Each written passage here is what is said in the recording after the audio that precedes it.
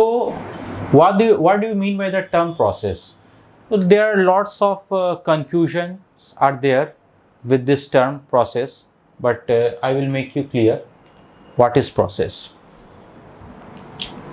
What is process? So let me explain you with the help of an example. Suppose you are running a C program, okay, and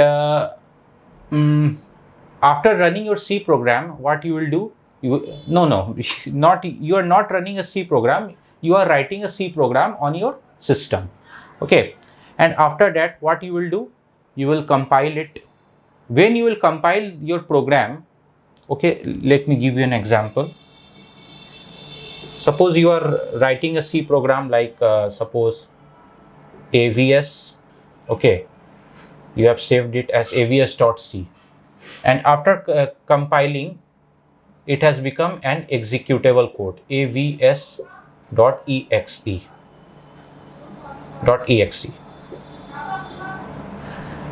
So this executable code is present in the hard disk, okay.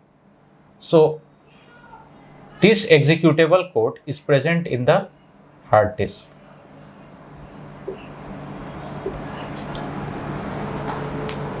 Now,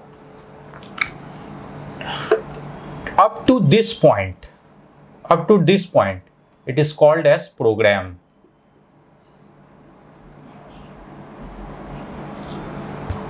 Fine. Now, in order to run this program, what operating system will do?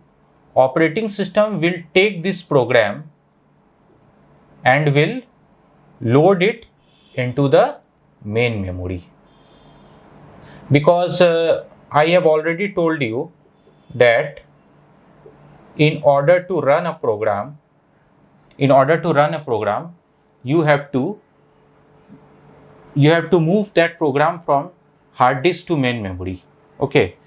Now this avs.exe is here. Since this program is in the main memory, now this program will be called as a process. Now it is called as process,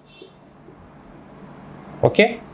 So basically at the hard disk, your program was called as program, and now in order to run that program, the operating system moved that program from hard disk to main memory.